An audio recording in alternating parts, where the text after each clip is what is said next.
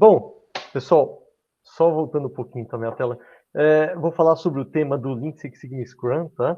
Isso foi uma... Vou contar um pouco de como isso foi desenvolvido, como essa história surgiu, né? E falar um pouco da minha experiência sobre a aplicação do Lean Six Sigma Scrum, né? Alguns projetos aí que a gente tem passado sobre isso. Mas um pouquinho de quem que é o Marcelo Tiama, né? Da onde que eu vim e qual que é a minha experiência.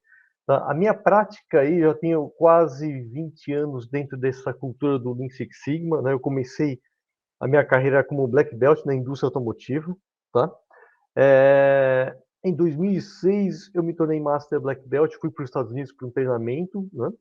Dentro da empresa, o setor automotivo, voltei e aí depois a gente começou em, acho que foi 2019, por volta de antes de 2019, por volta de 2012, 2013, que a gente começou com essa história de Lean Six Sigma Scrum. Foi mais ou menos nesse período, tá? De adotar técnicas ágeis junto com o Scrum. Já passei por diversas metodologias de solução de problemas, mas a minha grande experiência na prática, tá, tem sido na parte de qualidade e logística, né? E principalmente em métodos de solução de problema, melhoria de processos, tá? Atualmente, além de professor, né, eu também sou executivo dentro da área de energia, né, eu trabalho aí na gerência para a América Latina da Hitachi Energy, né. Então, hoje estou atuando no setor de energia e a gente também como Master Black Belt dentro da Hitachi Energy, também sou Master Black Belt dentro da Hitachi Energy. Então, queria passar um pouco dessa experiência para vocês hoje aqui, né, daquilo que eu tenho vivido aí dentro da experiência do setor da indústria, né. Antes de mais nada, né, uma pergunta, uma questão que eu sempre ouço é sobre métodos, abordagem que a gente tem. Tá bom, o que eu tenho, o que a gente tem? Então, existem diferentes abordagens, as mais conhecidas estão aqui, né? Tá? Falando no Global 8D, do próprio Lean, tá? A utilização do PDCA, o Design Thinking ou o próprio Lean Six Sigma. Eu mesmo atuo em todas elas, tá? Depende muito, e aí, logicamente, de empresa para empresa, vai depender daquilo que você pretende adotar ou daquilo que você pretende fazer, tá? Existem diversas abordagens distintas, mas uma, eu diria o seguinte, não exclui a outra, tá? Isso não se trata de o que é melhor ou do que é pior de ser utilizado. Tá? A minha experiência, o que eu tenho visto, né, é que você precisa saber por que você está usando. Esse é o principal. Tá? E qual é o seu problema, né? O que você quer obter disso. Então, por exemplo, tá?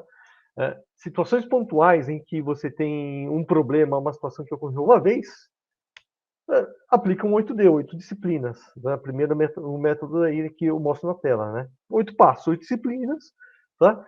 Mais rápido, né? Você tem um tempo menor aí de execução comparado, por exemplo, com o Lean Six Sigma, e ele vai direto mais ao ponto, né? Não tem todo aquele rigor de coleta de dados que existe no Lean Six Sigma. E ele tem uma abordagem mais pontual, né? Se você tem uma situação em que, na prática, você não tem exatamente um problema. Olha, eu não tenho problema, mas eu quero melhorar meu processo. O processo funciona, tudo bem. Eu quero melhorar o desempenho dele. Vai para o PDCA. Tá? Você utiliza o PDCA. Porque o Lean Six Sigma, por exemplo, ele exige que você tenha que ter um problema. Qual é o problema que você quer resolver, né? Qual é o tamanho desse problema, né? Medir o tamanho desse problema, saber quantas vezes ele acontece, qual é a consequência desse problema. Mas o que eu ouço algumas vezes é que não, na verdade a gente não tem problema, não tem custo, mas todo o processo pode ser melhorado. Todo o processo tem oportunidades que você pode fazer ele render mais, né? Fazer ele ser mais rápido, mais ágil. Então, você vai para o PDCA. Tá? O Lean, eu coloquei aqui a foto da casa Lean, na verdade, casa Toyota, chamada de casa Toyota. Eu peguei isso dentro da Toyota do Brasil e eu acho interessantíssima essa figura que a Toyota usa para explicar o que é Lean. Tá? Porque é simples e qualquer pessoa entende. Né? Então, você lá tem o topo dessa casa, uma coisa chamada Kaizen, né? Que foca a melhoria contínua, que é suportada por dois pilares. O just-in-time e o Jidoka. O just-in-time é ter somente aquilo que é necessário, na quantidade necessária, no momento necessário. Né? E o Jidoka é, diante de algum problema, normalidade, pare o seu processo. Não deixe o problema ir para frente, não passe o problema para frente. Né? Resolva naquele momento. Então, o processo sendo suportado por esses dois pilares. E na sua base, né, o trabalho padronizado e o 5S. Né? Na Toyota, eles chamam de 4S mais S. Tá? E existe um motivo para isso. O quinto S, que é, eu diria, dentro do 5S, é a parte mais difícil de ser executada, que é a sustentar, né, os ganhos, sustentar a situação, a melhoria que foi feita. Né, o quinto S, ele é uma função do líder da equipe, não do empregado, mas do líder da equipe com uma forma de verificação. Por isso que na Toyota é chamado de 4S mais S. Tá? Mas é o 5S. Mas a base aí sendo suportada pelo trabalho padronizado e por esse 5S. Né? Isso me dá uma coisa interessante, né? Você não consegue fazer o Lean se você não tiver um padrão. Então, o importante do Lean, o primeiro aspecto que você tem no Lean, né, é se questionar qual é o padrão adotado. Né? As pessoas conhecem o padrão. Né? O padrão ele é suficiente, ele atende aquilo que as pessoas precisam. Esse é o primeiro ponto. Se eu não conseguir ter uma resposta positiva para nenhuma dessas três perguntas, né, ou seja, primeiro, existe um padrão? Sim, ele existe. Se eu não tenho padrão, eu tenho que criar um padrão para o meu trabalho. Esse é o primeiro ponto. Tem o padrão. Segundo ponto, as pessoas conhecem o padrão? Se ninguém conhece o padrão, não adianta. Então, você tem que treinar as pessoas para conhecer o padrão de trabalho. Tá? Se as pessoas já conhecem o padrão de trabalho, a próxima pergunta é, será que esse padrão é suficiente? Ele cobre todas as necessidades da área? Se cobrir, tudo bem, você segue adiante. Se não cobre, tá? Você tem que rever o seu padrão e corrigir o padrão. Agora, se ele cobre e se ele atende, é esperado que você não tenha nenhum tipo de problema na operação. Né? Certo? Que as anormalidades sejam identificadas e sejam tratadas ao longo do processo. Não é essa a ideia. Então, é um conceito muito simples da ideia do Lean. Né? E falando um pouco do Lean Six Sigma, eu diria o seguinte, né? Fica difícil você adotar o Lean Six Sigma, extremamente difícil, se você não tem um padrão pré-estabelecido. Se o processo já não existe. Veja, o processo pode ser que esteja ali e já esteja definido, tenha seus parâmetros e tudo mais, mas não quer dizer que ele seja bom. Não é porque você tem um padrão que significa que o processo é livre de desperdícios. Não. Tem desperdício, tem problemas. Tá? Agora, fica extremamente difícil você adotar o Lean Six Sigma se a todo momento no trabalho as pessoas fazem o trabalho de uma maneira distinta. Quando você mapeia o seu processo e o mapa do processo muda a cada instante, mapa do processo atual, tá? Se você falar dentro do Value Stream Mapping, né? Fica difícil. Então, o que você tem que fazer? Padroniza, estabelece padrões. Né? Estabelece padrões. A partir do padrão, você obtém uma coisa chamada estabilidade de processo. E a estabilidade não significa que exatamente, de novo, né? Não significa que o processo é estável, que ele é exatamente bom, ele é ótimo. Não, ele é estável, ele não tem mudanças drásticas. Ele sempre performa da mesma maneira, muito próximo daquilo que sempre fez. Tá? Pode ser que a performance seja ruim, pode ser que a performance seja realmente boa, mas é estável. Né? E a partir desta estabilidade é que você começa a trabalhar com Lean Six Sigma para melhorar o processo a partir daí, a resolver os problemas e melhorar o desempenho desse processo. Então, ele é importante que todos esses conceitos eles estejam alinhados, eles se juntam. Né? E o Design Thinking, eu vejo aí com uma grande aplicação, quando na prática o ponto principal de tudo é a voz do cliente, onde você tem uma grande dúvida, uma grande dor do seu cliente. Tá? Essa é a palavra correta aí que se fala no mundo ágil, né? Na ideia da agilidade, é a dor do cliente. Né?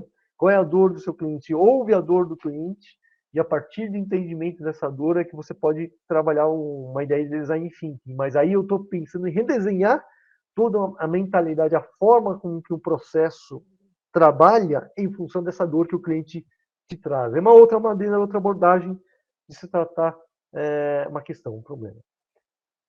Falando do Lean Six Sigma, tá? Dentro do Lean Six Sigma Scrum, que eu vou abordar um pouco mais adiante, eu posso adotar o Lean Six Sigma Scrum dentro da abordagem de um método chamado DMAIC, que já foi apresentado aí, né? Tá? Pelo Antônio. Ou então eu posso trabalhar em um outro método chamado de Design for Six Sigma. Tá? Então existem essas duas abordagens dentro do Lean Six Sigma. Eu vou comentar um pouco delas um pouco mais adiante.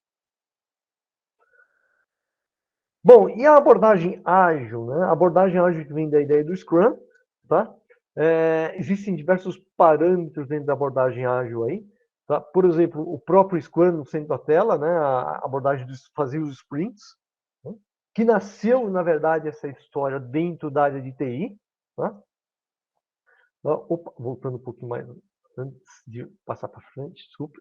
Você tem a parte do Extreme Programming, programação extensiva. Isso já é algo bem exclusivo e realmente aplicado somente na área de programação, quando você tem que fazer um programa de qualquer tipo de aplicativo, algo do tipo, você junta alguns programadores e faz um intensivão deles, vai sendo bem simplório, né? E aí é chamado de programação extensiva, né? Dessa forma, uma coisa bem aplicada a TI.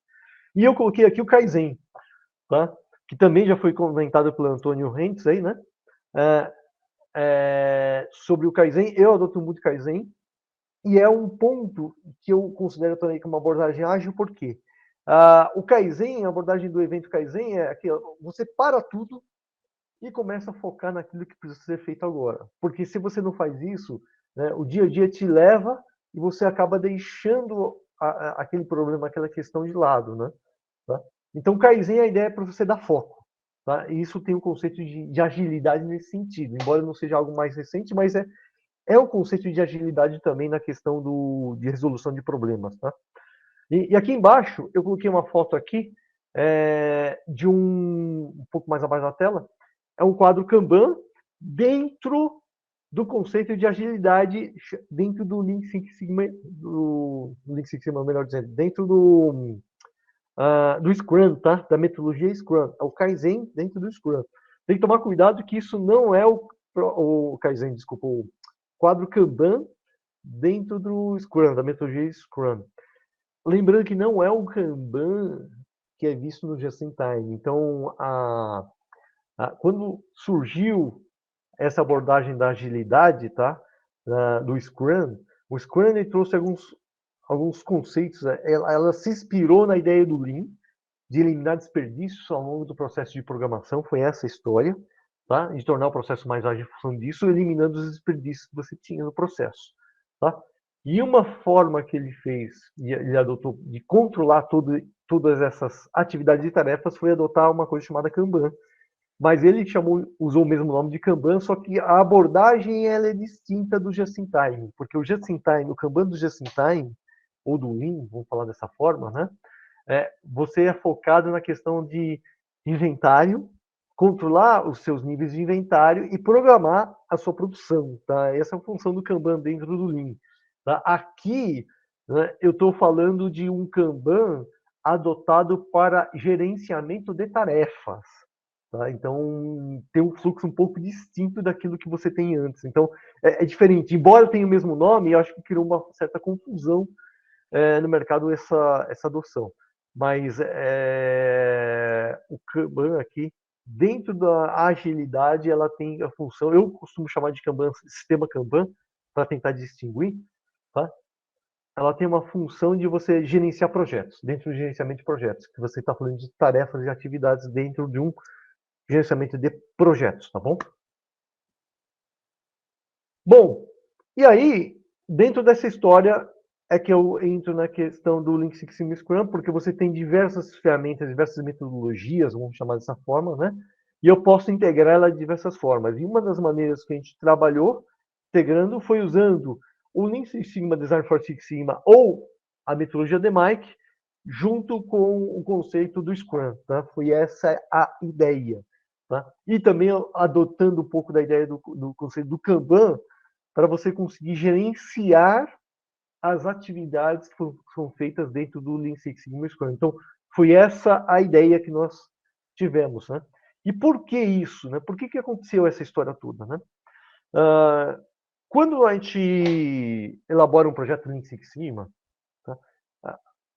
O Lean Six Sigma ele sofre de uma crítica até hoje, no dia de hoje. Qual que é a história? A empresa ela fala para você o seguinte: olha, legal, mas eu não tenho 6 meses, um ano para esperar o projeto ficar pronto.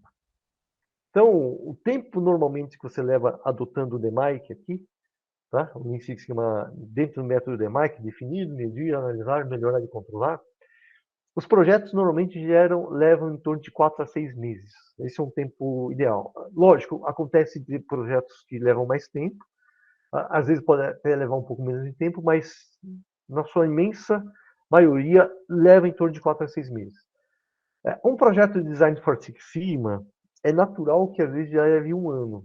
Se for um design for Six Sigma técnico, né, eu estou falando de mudança de um design ou criando um design de um produto novo ou de um componente novo, seguramente leva um ano. Tá? E aí a empresa fala, olha, eu não tenho esse tempo. Não tenho esse tempo, não dá para esperar, eu não consigo ficar com esse desperdício ao longo desse tempo. Bom, tá bom. A primeira abordagem que a gente sempre trabalhou adotando o Lean Six Sigma é a empresa não tem esse tempo, mas lá na fase de medir, quando você estiver começando na fase de medir, o que você deve fazer? Sempre é importante buscar contenções. Uma ação de contenção para evitar que o problema não chegue até o cliente ou que você estanque, né, o sangramento, né, o desperdício que existe, né, dentro do seu processo. Tá? Mas, mesmo assim, né, contenção é algo paliativo e toda contenção tem custo, tá? A contenção ela não sai de graça. A contenção é algo que você ataca o efeito, não ataca a causa do seu problema. Então tudo isso tem custo para a empresa. E a empresa não aceita essas coisas. Então ela quer resolver o problema logo em um tempo menor. Tá, você quer um tempo menor? Então é aí que surgiu a ideia do Lean Six Sigma Scrum, de você parar tudo para focar, tá? E dar uma abordagem para terminar o projeto de uma forma ágil. Essa foi a ideia, tá? Mas para fazer isso acontecer, a gente precisa de uma coisa, né? Precisa entender uma coisa. O Lean Six Sigma, acima de tudo, ele é um mindset, uma mentalidade. Tá? E aí eu coloquei essa foto aqui, né? Essa foto, para quem já fez cirurgia de miopia, deve ter uma ideia do que se trata. Então, isso aí é um processo que mostra como que é feito a cirurgia de miopia, né? Você tira lá, você coloca a aplicação, primeira etapa, a aplicação de um colírio anestésico, tá? Você faz um corte lá na, no tampão, né? Você retira a parte do tampão no olho aí e faz a aplicação do laser em cima da córnea, né? Na verdade, você afina, né, a sua córnea, né? Você tira a córnea, né? Você corrige essa córnea com aplicação laser e depois você recoloca esse tampão, né, ao logo aí, né? No olho. Tá? E aí, logicamente, você tem a aplicação dos colírios para obter a cicatrização, né? Por que eu estou dizendo isso? Eu sou uma pessoa que passou por uma cirurgia de miopia alguns anos atrás. Eu tinha cerca aí de 6 graus de miopia, ou seja, não era um caso simples, né? E na época eu fiquei na dúvida, porque assim, eu tinha o meu especialista, e o meu especialista, o convênio médico não cobria, o convênio médico da empresa não cobria. E aí eu fiquei na dúvida, falei, tá bom, eu faço o pagamento à parte, eu vou com esse meu especialista, né? Não tinha reembolso e era significativo o custo, ou então eu vou para o convênio. Aí o convênio resolveu fazer, a empresa resolveu fazer via convênio um mutirão, vamos pensar assim, de cirurgia de miopia, tudo mais, e aí, falar, tá bom, eu vou lá, vou ver essa empresa que fizeram convênio e vou fazer uma avaliação. E aí fui fazer uma avaliação com o médico e tudo mais.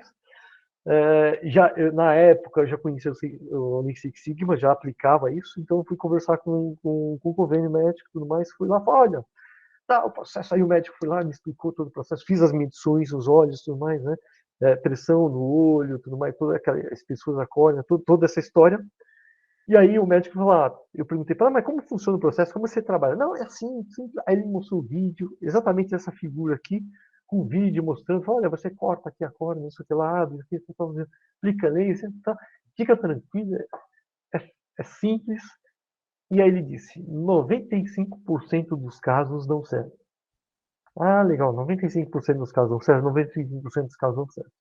Bom, quem trabalha com Seis Sigma sabe que 95% não é Seis Sigma. Seis Sigma é um processo que tem uma performance Seis Sigma, é uma performance que dá certo em 99,99966% dos casos.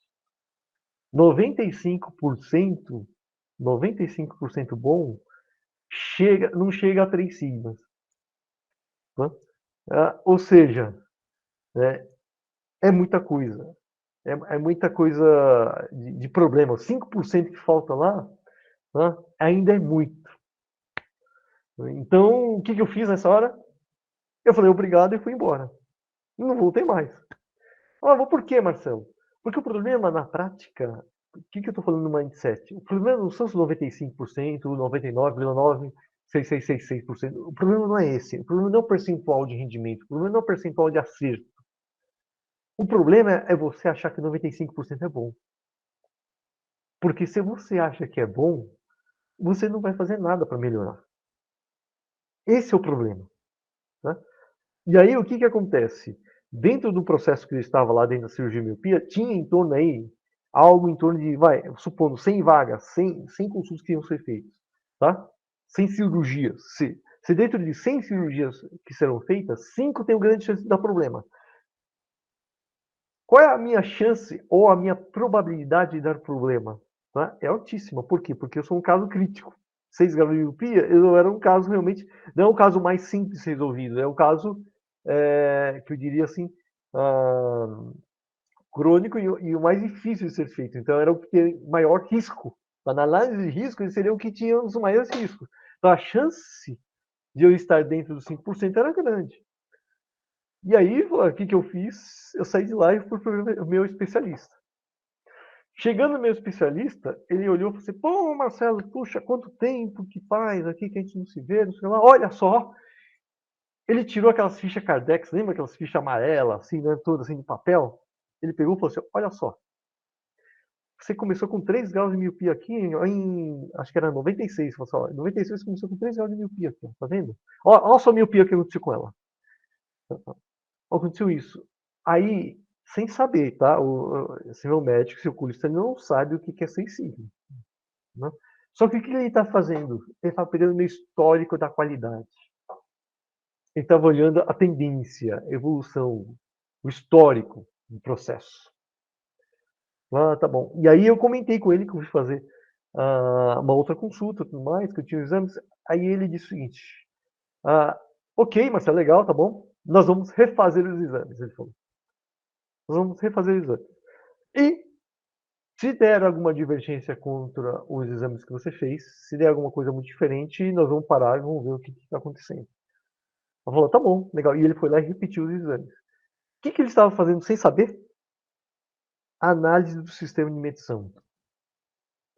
Ele estava avaliando o sistema de medição. Se houvesse algo muito diferente da primeira medição contra a segunda, antes de partir com o processo, ele tem que entender por que deu errado. Por que está medindo errado? Porque a medição pode ser que ele esteja tomando uma medição equivocada. E se ele tomar uma medição equivocada, ele vai fazer uma cirurgia, vai dar problema na cirurgia, tá? Porque ele está se baseando com uma medição que não é real. Então, sem saber, ele já estava fazendo análise do sistema de medição. E aí, no meio do processo, ele me avisou o que ia acontecer. Falou, olha, o processo é assim, tudo mais, contou a mesma história, mas nós vamos fazer um olho por vez, não vamos fazer os dois olhos, vamos fazer o primeiro olho, vai acontecer isso, você vai ter que fazer isso. Ele estava fazendo o que? Análise de risco. Ele estava me contando tudo o que poderia dar errado, FEMEA. Sem saber o que é FEMEA. Ele estava fazendo análise de efeito em modo de causa. Tá? Sem saber o que era isso. Estava fazendo. No momento da minha cirurgia, é que você percebe por que ele fez isso e qual que era o entendimento que ele tinha. Dentro de um processo, você tem variáveis pelas quais você controla, que você tem o poder de controlar, e tem variáveis que você não controla. Então, por exemplo, falando da cirurgia de miopia, uma variável que você pode controlar. Por exemplo, no momento da cirurgia, o cliente ou o paciente pode, de repente, piscar o olho, né? Mas isso ele evita, porque você coloca um tampão que torna impossível que o cliente pisque o olho. Não dá para você piscar o olho, tá? Então, isso é uma variável que você controla, você consegue controlar. A variável que você não controla, que é uma variável significativa no processo de cirurgia de miopia e é crítica, e aí é que vem a avaliação do médico, é o paciente. Por quê? Porque o sucesso da cirurgia, a qualidade da cirurgia, ela depende muito de que o cliente consiga fixar os olhos e não mexer os olhos, não tirar a visão dos olhos dentro de uma luz vermelha que ele aponta. Então você enxerga uma luz vermelha, você não enxerga nada, só começa a enxergar. Quando ele abre o tampão, a única coisa que você enxerga é uma luz vermelha. E o ponto principal nessa questão é que você consiga enxergar essa luz vermelha e que você não tire os olhos dela, né? Porque há a possibilidade do cliente, dependendo do nervosismo dele mover os olhos ao longo do momento que está se aplicando essa cirurgia, esse laser. E aí, logicamente, a qualidade do serviço vai ser outra. Só que essa é uma variável que você não controla, tá? E como é o meu caso é um caso mais crítico, quando você fala aí de 6 graus de miopia, quanto maior o grau de miopia, maior é o tempo de exposição do laser. Então, mais tempo leva e mais tempo você tem que ficar com o olho fixo na luz vermelha. Então, a variável que a paciente você não controla, tá, era um ponto de dúvida do médico. Então, olha, no momento, ele falou, eu vou avaliar. Depende muito de você, a gente vai decidir o que vamos fazer depois ou não. Tá? E aí, no momento que nós fizemos, tá, é uma coisa interessante, tá, eram 2 médicos acompanhando, eles olharam e falaram, puxa, a primeira coisa que eu vi, falar, puxa, perfeito, foi ótimo, tranquilo. E aí o médico falou, vamos fazer o segundo olho. Ele quis aproveitar o momento, falou, vamos fazer o segundo, vamos fazer. E fizemos, deu tudo certo. O que eu quero dizer com essa história?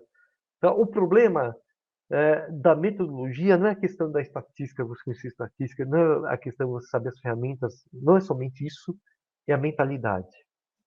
Tá? A mentalidade dentro do Seis Sigma é entender primeiro qual é o problema, não sai tentando resolver a causa sem saber qual é o problema.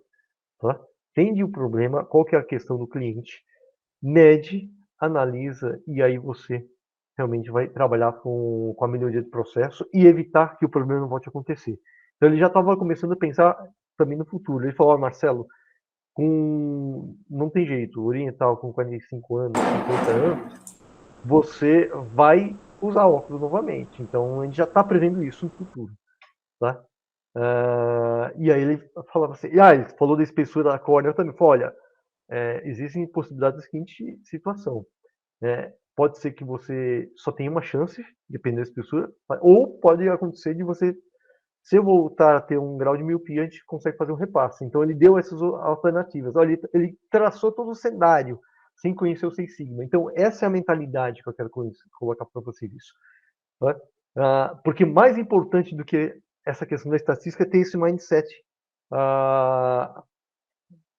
claro na mente das pessoas, né, do que é. E aí, partindo dentro do Lean Six Sigma Scrum, tá, que nós, com base nessa mentalidade, desse ponto de vista, a ideia é você juntar a agilidade, o método ágil, tá? E qual é o método ágil? Nós usamos o Scrum, e dentro do Scrum, tá, aplicar aquilo que a gente chama dos sprints, tá? O sprint eu vou explicar daqui a pouco o que significa esse sprint, tá? E com base nisso, acelerar a execução de um projeto. Tá? Eu posso fazer de 2 maneiras. Ou eu trabalho usando o DMAIC, mesmo já DMAIC, ou eu uso o Design for Six Sigma. Tá? Lógico, não, ou você tem um problema de variação de processo, aí que está a questão. Qual é o seu problema primeiro? Seu problema é variação de processo, você vai para o DMAIC. O seu problema não, o seu problema é design. O seu produto, o seu problema, ele envolve que você tem que redesenhar o seu processo ou criar um processo novo, o que quer que seja, vai ter que é um processo de design for Six Sigma, ou você tem um produto que você tem que redesenhar ele ou criar um produto novo. Aí é o design for Six Sigma. Tá? E aí, com base em uma abordagem ou na outra, você faz o Scrum. Tá? Como que ele funciona? Tá? A primeira etapa, falando de um Lean Six Sigma Scrum, seja entre a metodologia DMAIC ou dentro da metodologia Design for Six Sigma, então, seja no DMAIC nessa parte de cima ou Design for Six Sigma, no caso do Design for Six Sigma, eu particularmente usei essa metodologia chamada DCOV, tá? Existem diversas metodologias, existem outros métodos de trabalhar. Eu costumei trabalhar mais com DCOV, tá? Que é o definir, caracterizar, otimizar e validar, mas tem o DEMADV, ICOV, existem outras, tá? DMAIC é DMAIC, sempre o definir, medir, analisar, melhorar e controlar, tá? Então você tem duas alternativas, duas maneiras de trabalhar aqui, mas sempre eu preciso primeiro, dentro da fase de definição, que é comum seja para o DMAIC ou para um Design for Six Sigma, tá? É fazer uma coisa chamada pre-work. Então, quando eu vou adotar o Lean Six Sigma Scrum, antes de sair fazendo sprints e acelerar o projeto, a primeira coisa que eu faço é fase define. Qual é o problema, qual é o tamanho do problema, os efeitos. Eu começo a entender melhor a situação. Tá? Eu faço tudo dentro do Lean Six Sigma, tudo que é da fase de definir. Tá? Coloco todos os elementos de definir, antes de sair fazendo o sprint. Tá? Aqui é importante saber quem são as pessoas que eu vou envolver dentro dos sprints, quem são as pessoas que eu preciso ter dentro dos sprints, tá? Para fazer o projeto. E eu tenho que ter um sponsor aqui. Então, quem que é o cara que vai patrocinar, que vai bancar o Scrum para mim, tá? Eu preciso ter esse ownership aqui. Né? Definir isso. Faço uma reunião prévia, um start, na verdade, aqui de alinhamento. Olha, o problema é esse e tudo mais. E nós vamos partir para fazer o sprint. Todo mundo concorda com isso? O plano de trabalho é esse, as datas são essas, e aí a gente alinha as datas e as pessoas que a gente precisa para fazer. É importante definir pessoas aqui, porque assim, quem que deve participar dentro desses sprints? São as pessoas que têm o poder de decisão, isso é importante ter. Ou que tenha o poder de tomar decisões com base naquilo que a gente decidir aqui, naquilo que deve ser feito, ou pelo menos as pessoas que tenham o empowerment de tomar decisão com base naquilo que a liderança colocou para elas. Tá? Não dá para você falar assim dentro de um Scrum, que olha, pessoal, estou medindo, olha, não, isso aqui não dá para fazer agora, eu vou ter que pedir para o meu chefe. Você tem que pedir para o seu chefe? Então, o seu chefe tem que estar aqui. Tá? Então, não dá para fazer de forma diferente. Quem toma a decisão tem que estar dentro do sprint. Tá? Eu posso fazer duas maneiras distintas, tá? Adotando o Lean Six Sigma Scrum. Eu posso adotar um sprint. O que é um sprint? Uma semana, ou um dia, 2 dias, aí depende de caso a caso. Eu separo uma quantidade de tempo, tá? Onde essa equipe ela vai estar dedicada somente fazendo isso. Ó, juntei o grupo, são vocês. Nós vamos fazer. Tá bom. Eu posso fazer o primeiro sprint só para fechar a fase definida e medir. Isso, de repente, pode ser que eu faça em 1 ou 2 dias. Tá? Depois que eu fiz isso, eu posso planejar o segundo sprint para fazer só análise de dados, né? Que pode levar também 1 dia, 2 dias, que seja. E no final, eu adoto um terceiro sprint fazendo a parte de melhoria e de controle, tá? Mais 1 ou 2 dias aqui, para definir as ações, implementar as ações, né? Fazer as ações acontecerem e ver como que eu vou controlar o meu processo, tá? Como que eu vou monitorar esse meu processo depois de implementado, tá? Isso falando de DMAIC. Ou dentro do Lean Six Sigma, Design for Six Sigma, fazer a definição e a caracterização. A caracterização aqui é definir o design do meu produto ou processo. É trabalhar o design ou as alternativas de design que eu tenho, definir elas, para depois fazer um refinamento aqui na fase de otimizar, tá? Do design que eu propus aqui. Tá? E validar o design, ver se esse design não vai gerar novos modos de falha. Tá? Normalmente, quando eu falo do Design for Six Sigma, aí eu costumo levar mais tempo. Essa fase de definição e caracterização, se eu fizer o sprint aqui dentro dessa fase, normalmente levaria aí pelo menos de 4 a 5 dias, e pelo menos no mínimo mais 4 a 5 dias aqui. Só que aí, dentro desse OV, varia muito dependendo da complexidade do que você está trabalhando com relação ao design. Porque pode ser que você leve muito mais tempo do que eu estou falando aqui, pode ser que isso leve meses, ou pode ser que isso leve semanas. Tá? Depende muito do tipo de abordagem que você está fazendo. Se você está trabalhando com produto ou se está trabalhando com processo. Tá? E em ambos os casos, adotando aqui um quadro Kanban. Esse é o quadro Kanban que eu chamo de Kanban System, que não é o Kanban do Just in Time, é o Kanban do Scrum. controlando as atividades e tarefas que foram feitas ao longo dos sprints, tá? Então eu tenho aqui uma coluna que ela diz o que eu tenho, o to-do list, o background dele, as ações que estão pendentes, que não foram programadas a serem feitas. Uma segunda coluna aí de ações a serem realizadas durante os sprints.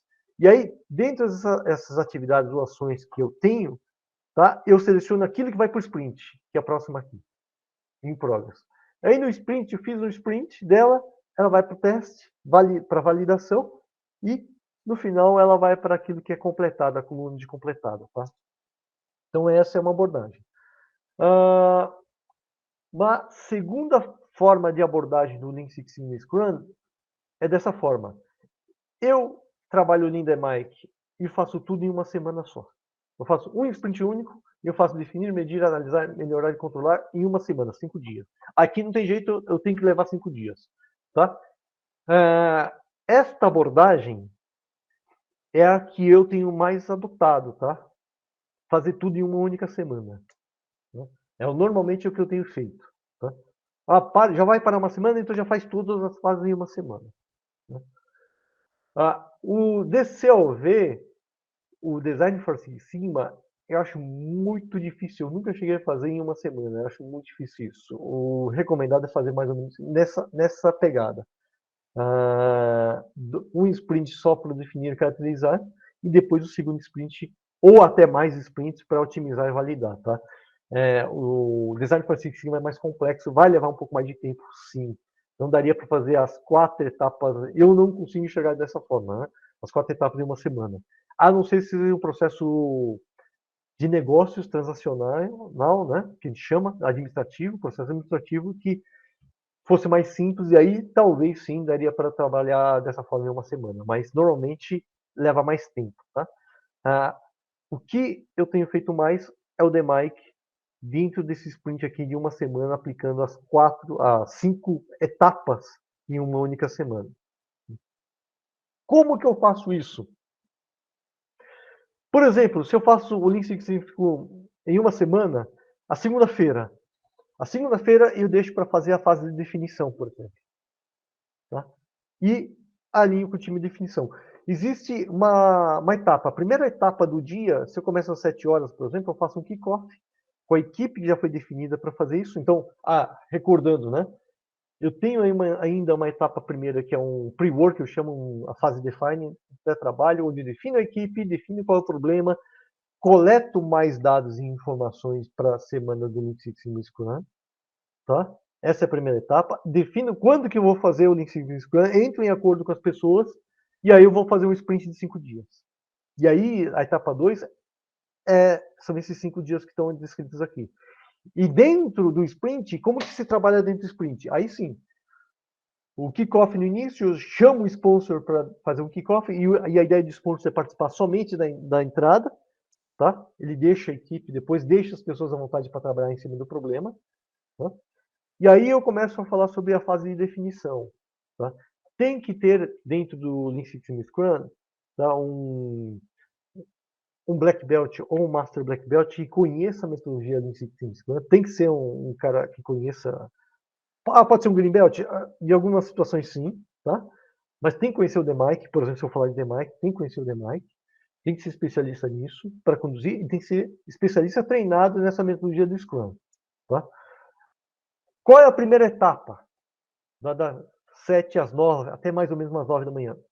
Se eu for o coordenador, a pessoa, o líder que vai conduzir o Scrum, o Lean Six Sigma Scrum, eu venho para a equipe, junto à equipe, e dou um treinamento sobre a fase de definição. Explico o que é definição, falo qual é o problema, como que eu defini o problema, falo toda aquela história, voz do cliente, que tipo de voz do cliente existe, e mostro aquilo que a gente coletou no pre-work. E falo qual é o problema, porque nós estamos aqui. Tá? Eu digo ele para, olha, nós estamos aqui por essa razão. E aí eu separo em grupos, depois das 10 horas, falo assim, olha, agora é legal, agora que vocês entenderam o problema, cada um vai trabalhar com uma parte do processo.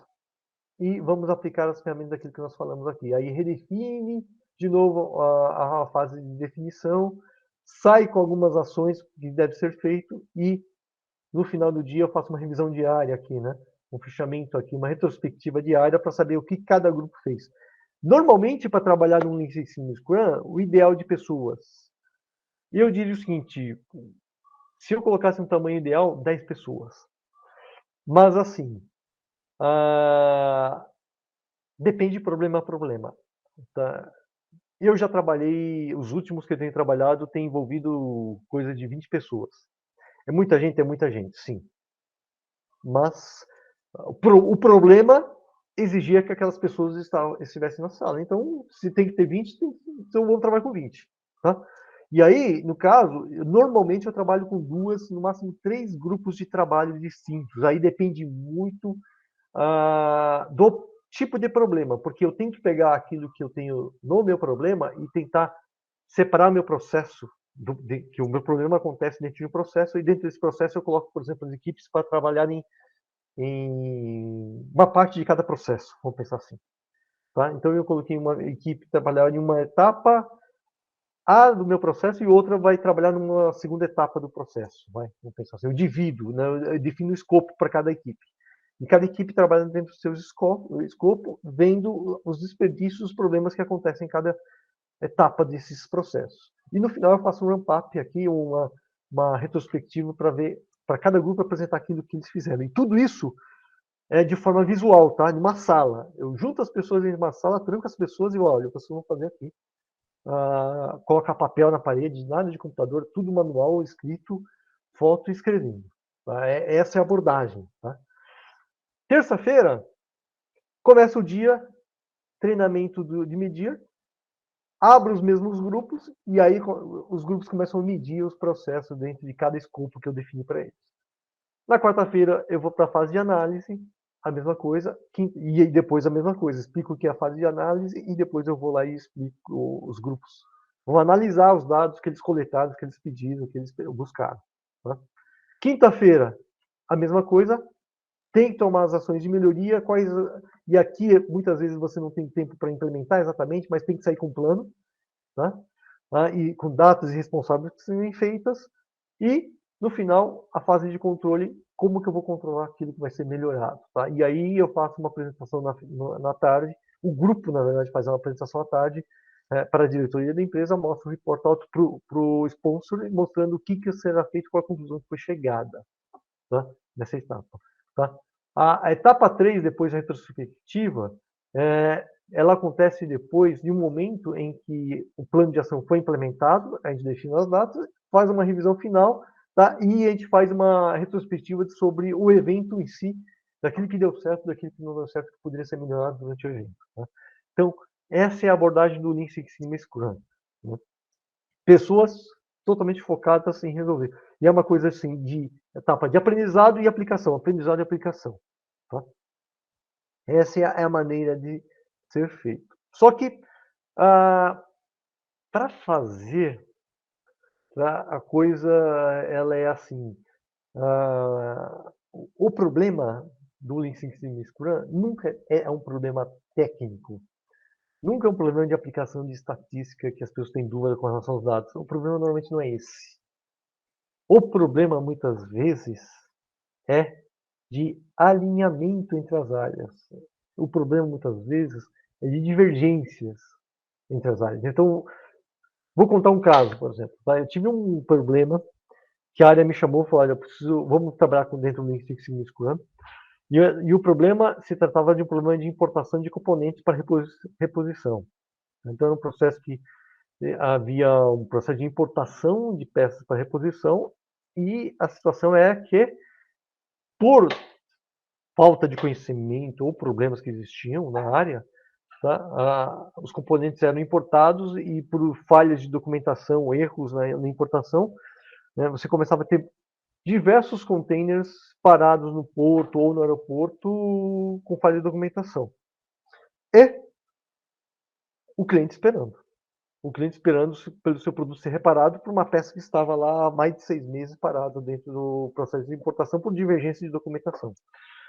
Só que quem estava conduzindo a área de importação era uma área de serviço ao cliente, a área que tratava de serviço ao cliente, de venda de acessórios de serviço ao cliente. que não era uma área especialista na parte de importação. E, por outro lado, você tinha uma área de logística, uma área de operação de logística, que também, debaixo desse chapéu, tinha a parte de importação, tá? Só que essa área de logística, ela entendia que a importação de componentes para reposição não fazia parte do escopo dela, que ela era responsável por importar componentes, né, para a fabricação, e não para a reposição de mercado, porque são processos distintos, são documentações distintas que têm que ser retiradas, tá? Tem algumas pormenores de diferença, então não se entendia disso. Só que a área de serviço queria que a área de logística, já que já conhece, já tinha um prestador de serviço fazendo isso, que também fizesse essa outra parte de itens de reposição. Tá? E aí havia essa divergência dentro desse processo. Né? Então me pediram uma ajuda, falaram, eu preciso resolver esse problema, o que não pode é o cliente continuar esperando por algo que nós não entramos em um acordo internamente. Então tinha duas grandes áreas, a área de importação de peças para a produção, né, dentro da logística, e tinha uma outra área que era de serviço, que estavam divergindo contra relação ao que deve funcionar e quem deveria fazer o quê.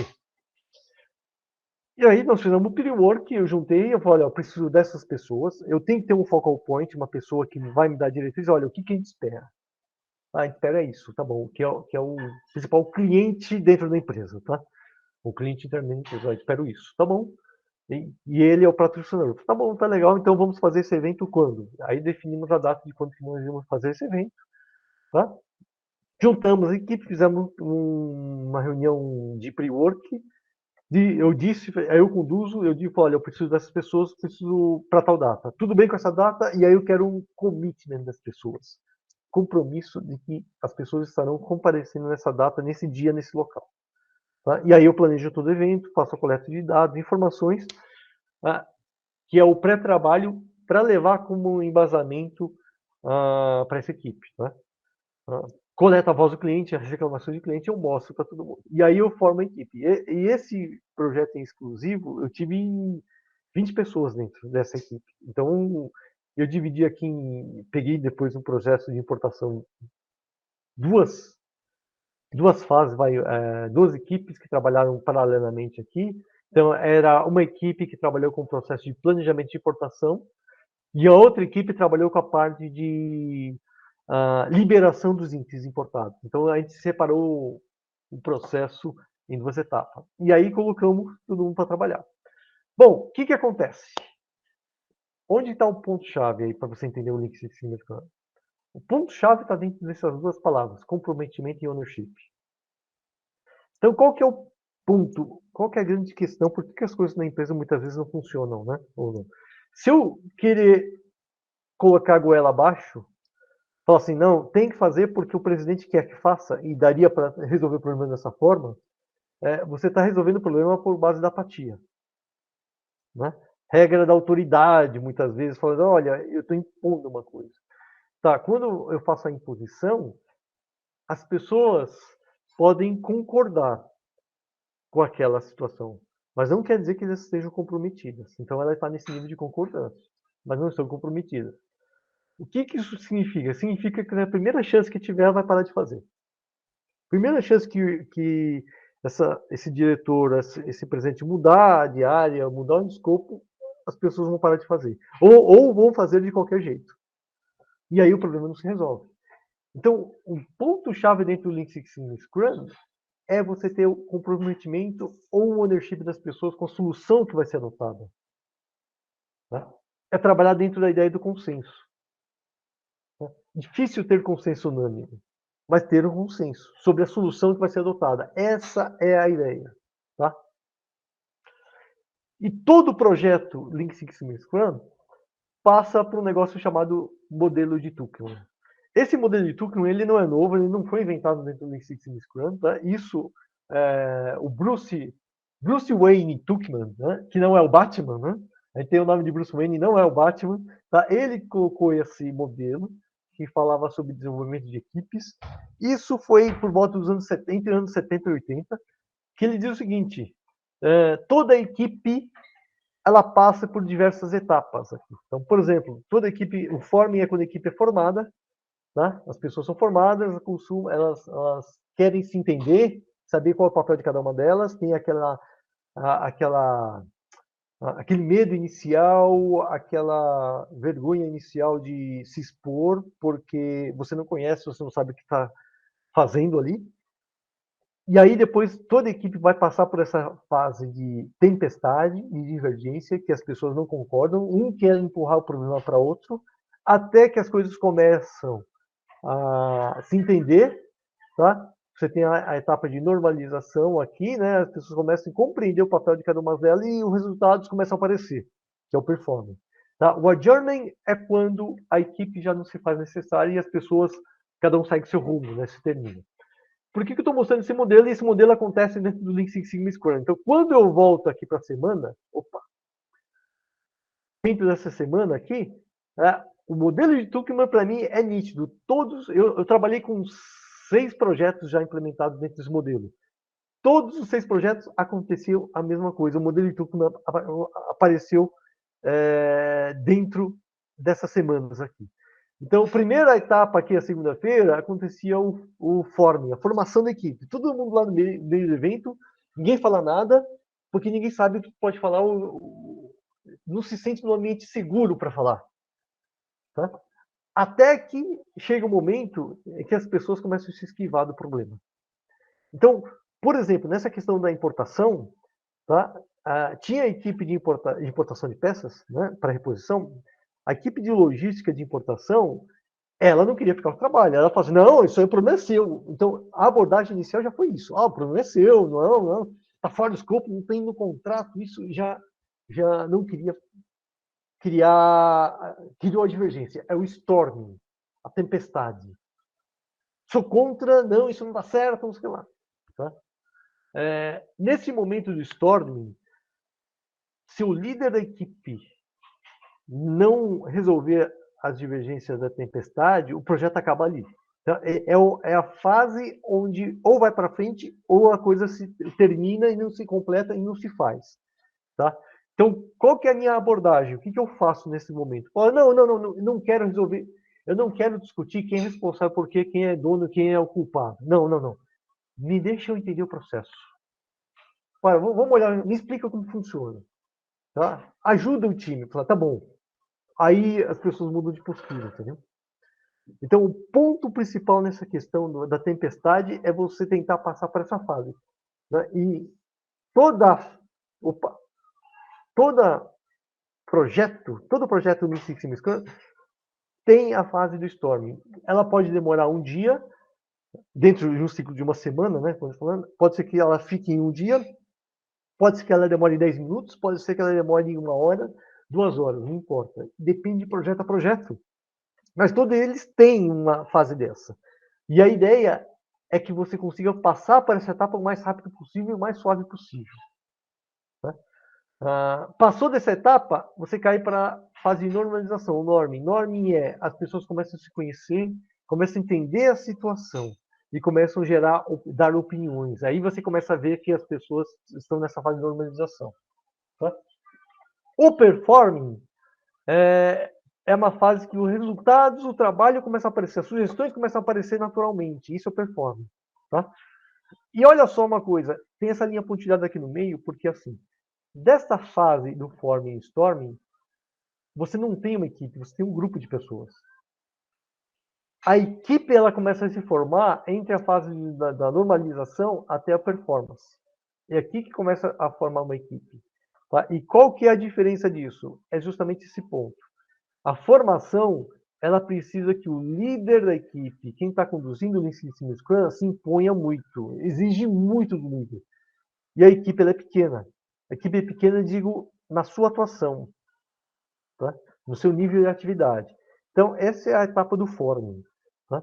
Conforme você vai passando de estágio, a ideia é que o papel do líder diminua e cresça o papel da equipe.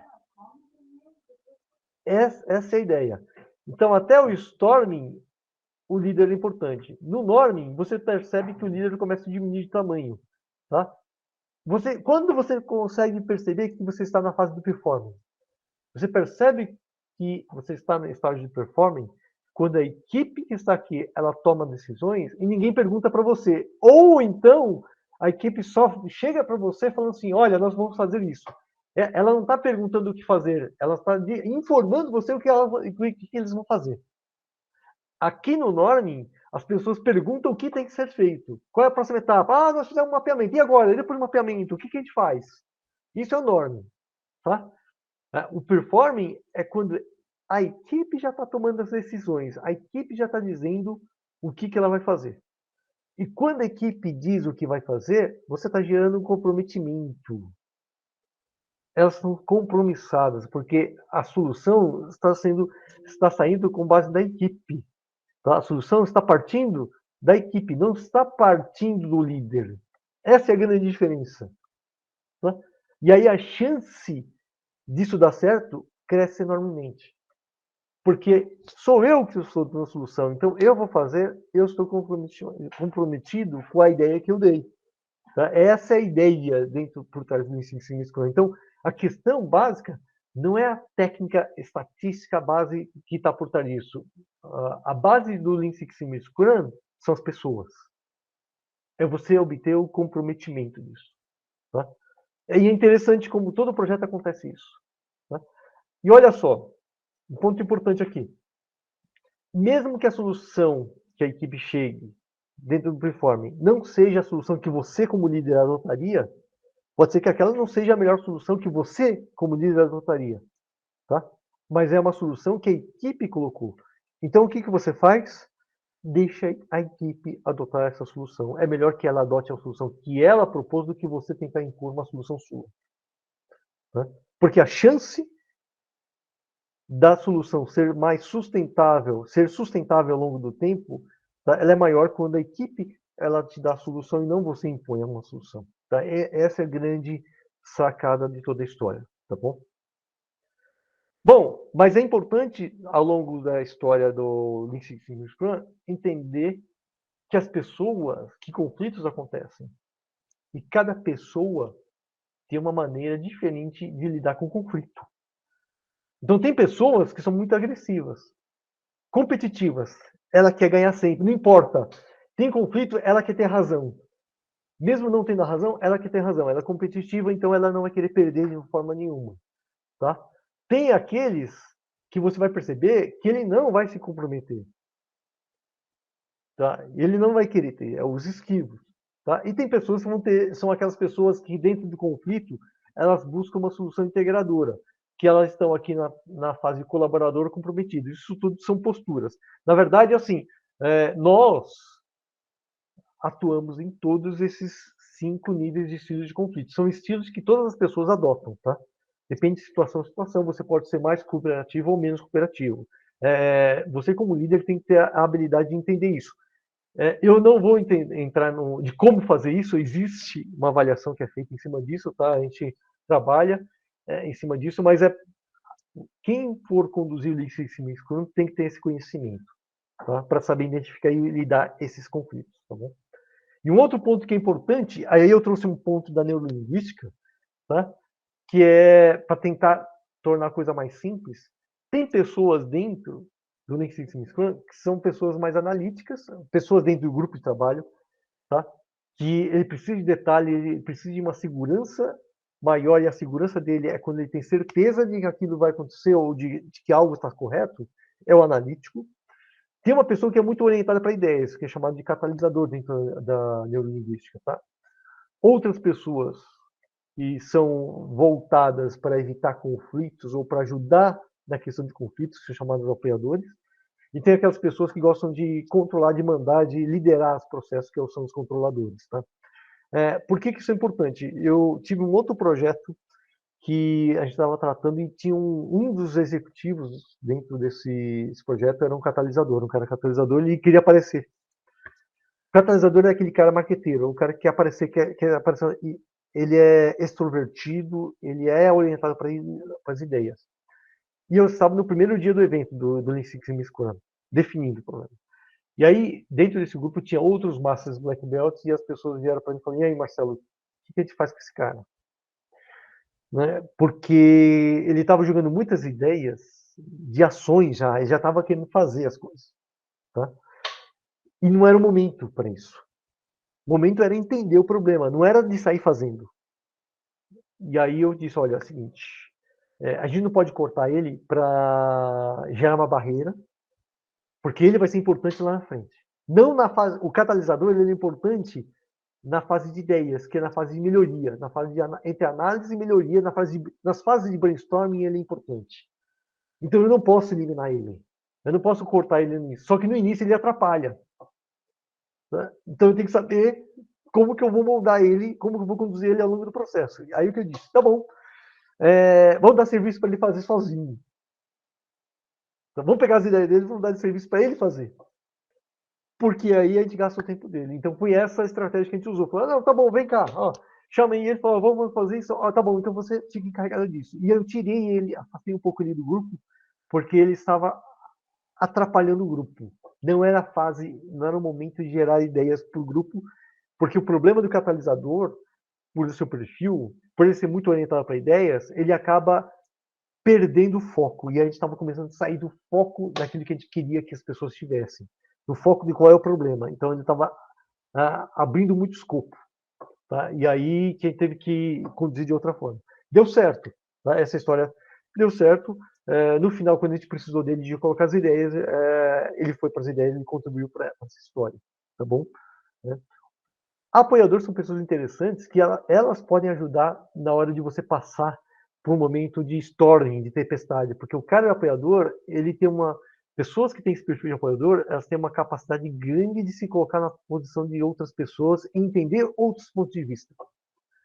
E ela é uma pessoa que, pela neurolinguística, tem um perfil que ela consegue entender e mediar esses conflitos, chegar em um senso comum. Tá? Então, um apoiador, ter pessoas com perfil apoiador é interessante para te ajudar a passar pela fase de tempestade. Tá? Bom, é isso que eu tinha para passar um pouco mais de ideia para vocês, tá?